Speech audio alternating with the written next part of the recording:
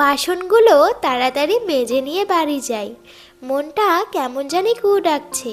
কি যে হতে চলেছে কিছুই তো বুঝতে পারছি না। এই যে তিন্নি, তোর আর তোর মার তো দেখাই পাওয়া যায় না। আর দেখা পাওয়া যাবেই বা কি করে? গ্রামের লোকের কাছে টাকা ধার করে এমন পর্যায়ে গিয়েছিস যে টাকা ফেরত দেওয়ার ভয়ে বাড়ি থেকে বেরই হস না। এসব তুমি কি বলছো কাকিমা? আমি তো কিছুই বুঝতে পারছি না। এখন তো কিছু বুঝতে পারবি না। তোর মা 2 মাস আগে আমার কাছ থেকে 300 টাকা ধার নিয়েছিল। 1 সপ্তাহ পর ফেরত দিবে বলেছিল, কিন্তু এখনো দেওয়ার নাম নেই। এখনই তুই আমাকে টাকা দিয়ে যাবি, না হলে এখন এখান থেকে যেতে দেব না। যেতে দেবে না? এসব কি বলছো কাকিমা? আমার মা তোমাকে টাকা দিয়ে দেবে, তুমি চিন্তা করো না। আর তুমি তো জানোই আমরা কতটা গরিব আর অসহায়। আর তোমরা তো অনেক ধনী। 300 টাকার জন্য তো তোমাদের দিন থেমে থাকবে না, না? আমার মা দিয়ে দেবে, চিন্তা করো না। কি বললি? গরিব গরিবের মতো থাকবে? একদম বড় বড় কথা বলতে আসবি না। তোদের কাছ থেকে আর টাকা পাবো না, এটা আমার বোঝা হয়ে গেছে। দিন দিন তোদের যে মুখ চলছে, তোদের কথার সাথে আর পারাও যাবে না। দিদি, আমাকে আপনার বাড়িতে কোনো কাজ দিবেন? আমি পাশের গ্রাম থেকে এসেছি। না না, এই তো কদিন মাত্র হলো কাজের লোক রেখেছি, এখন আর দরকার নেই, চলে যান। দিদি, আপনার বাড়িতে কোনো কাজের লোক লাগবে? লাগলে আমাকে নিতে পারেন। না না, লাগবে না। জানতো, কে জানে সকাল সকাল কোথা থেকে চলে আসে। কোন ভিখারির মুখ যে দেখলাম কে জানি, দিনটা যে কেমন কাটে।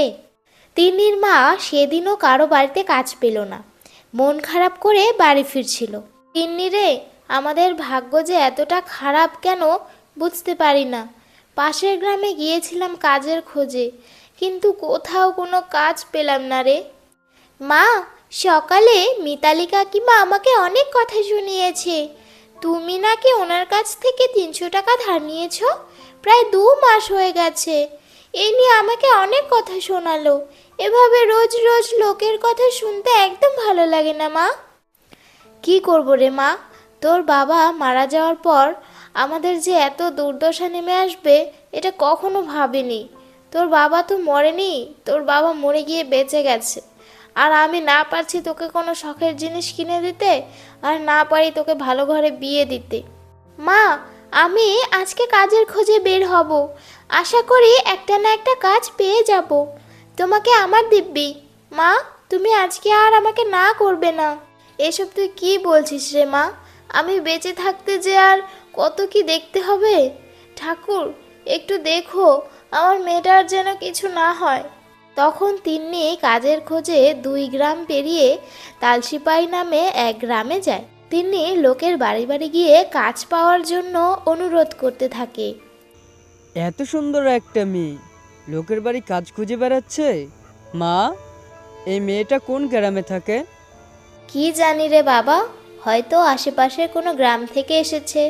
তবে মেয়েটাকে দেখে খুব সহজ সরল মনে হলো। ইস, মেয়েটা কত সুন্দর!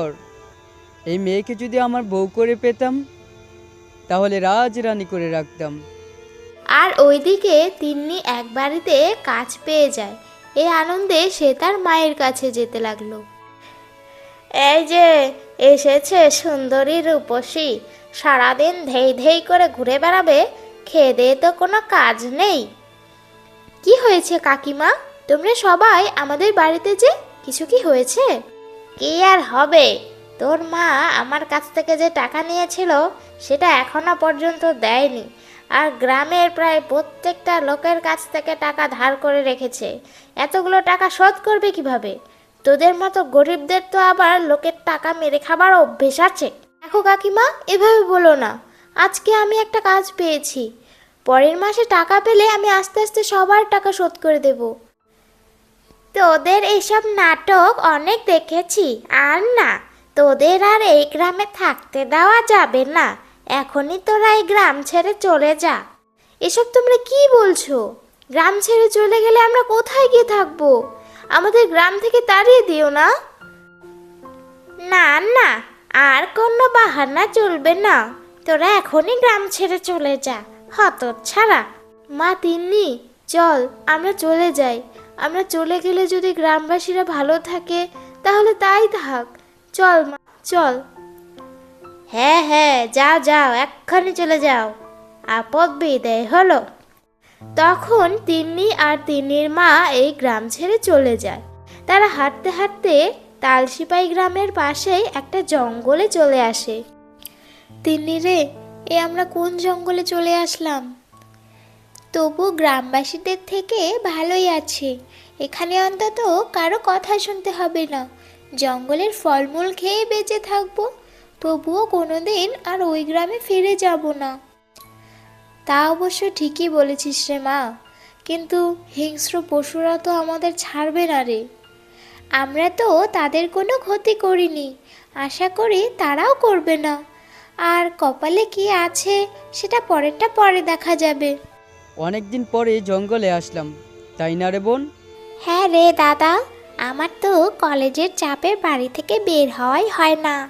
দেখ বোন, ওখানে কারা যেন দাঁড়িয়ে আছে। এত ঘন জঙ্গলে কি করতে এসেছে, চল তো দেখি। রাজীব তখন তিন্নিদের কাছে যায়। আরে, এই তো সেই মেয়ে। ইস, কি মায়াবী চোখ। না না, আজকে আর চুপ থাকলে চলবে না। আপনারা এই জঙ্গলে কি করতে এসেছেন? আমাদের যে থাকার কোনো জায়গা নেই। তিন্নি তখন রাজীবকে সবটা খুলে বলল। মা, আপনি যদি কিছু মনে না করেন তাহলে একটা কথা বলবো। হ্যাঁ বাবা, বলো। আপনার মেয়েকে আমার খুব পছন্দ হয়েছে। আমি আপনার মেয়েকে বিয়ে করতে চাই। অনেক সুখে রাখবো, কথা দিলাম। কিন্তু বাবা, তোমাকে তো ঠিক চিনলাম না। আমি তালসিপাই গ্রামের জমিদারের ছেলে। শহরে আমার একটা ব্যবসাও আছে। এ তো আমাদের সৌভাগ্য। আমি রাজি আছি বাবা। তারপর তিন্নি আর রাজীবের বিয়ে হয়ে গেল ও তারা সুখে সংসার করতে লাগলো।